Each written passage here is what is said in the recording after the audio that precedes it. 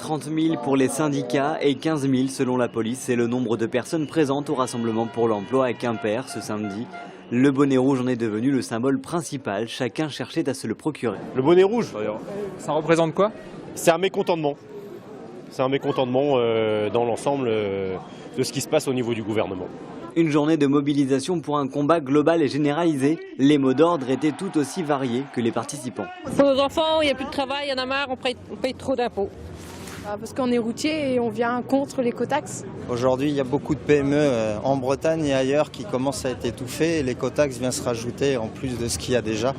Donc à un moment, il faut privilégier un peu les entreprises pour leur redonner un peu d'air. L'économie de la Bretagne en a tellement besoin que, effectivement, suite à un rassemblement comme celui-là, c'est la seule façon de faire comprendre aux autorités qu'il n'y a pas que l'écotaxe. C'est vrai, c'est un ras-le-bol général et donc il est plus que temps d'y mettre fin. Effectivement, sur la CCI de Morlaix, et c'est aussi pourquoi je suis là, c'est que nous avons quand même 3 dossiers qui ne sont pas des moindres, Tilly-Sapco, mais bien évidemment Marine Harvest et puis GAD. Donc tout ça sur notre territoire, croyez-moi que ma présence ici est indispensable. En marge du rassemblement quimpérois, des échanges violents ont éclaté entre une centaine de manifestants et les forces de l'ordre, ce qui n'a pas empêché les milliers d'autres bonnets rouges à parcourir le centre-ville de Quimper sans violence. Certains appellent ça une manif fourre-tout, moi j'appelle ça la manif de la Bretagne.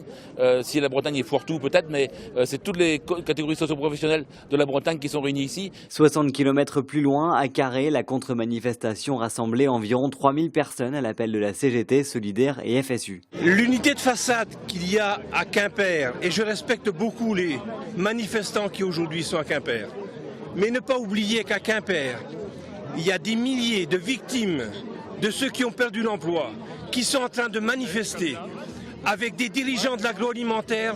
Cette journée de mobilisation bretonne exprimait un ras-le-bol généralisé. Pour le coup médiatique, les bonnets rouges ont réussi leur pari. Reste à savoir ce qu'il en sera du coup politique.